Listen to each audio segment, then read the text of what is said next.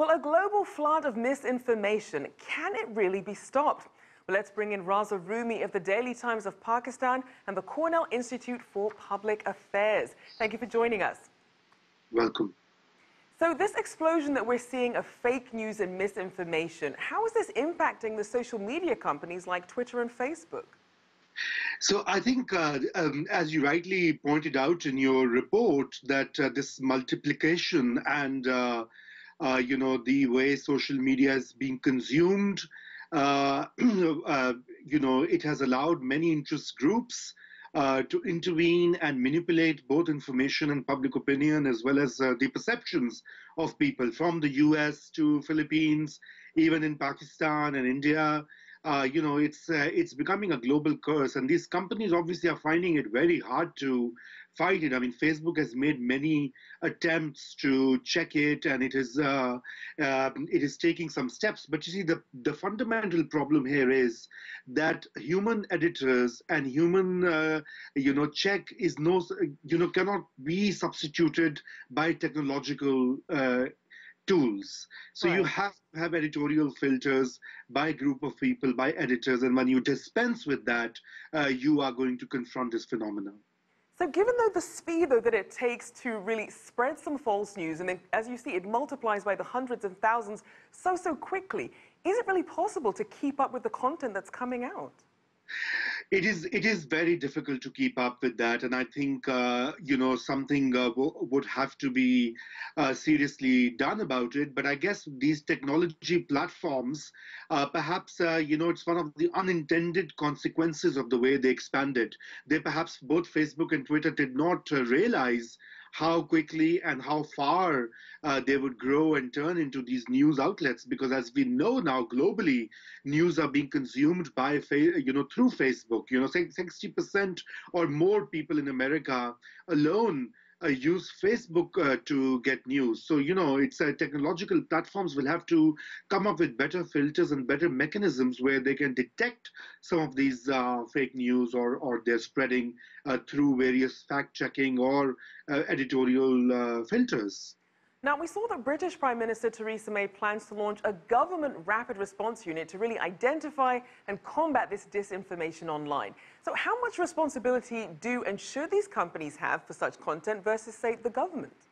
I think certainly these companies must be held responsible, as we know that these big technology platforms are basically big oligarchies or monopolies. They enjoy this control and this power. In fact, if a lot of them have been taken to court for violating many of the antitrust laws. I mean, like Google has been fined so many times by the US courts and elsewhere. And I think they have to be held to account, and they have to be answerable for what they do, because they must build in these mechanisms. But Germany has also done this, by the way, rapid response. Many other countries are taking care of this, because you see, in some cases, fake news, like the Indian case in this news report, can harm people and their lives. So we can't let it just be. I mean, we have to have better regulation of these technological interfaces. So of the countries that are currently taking action, what are they doing and how is it working out?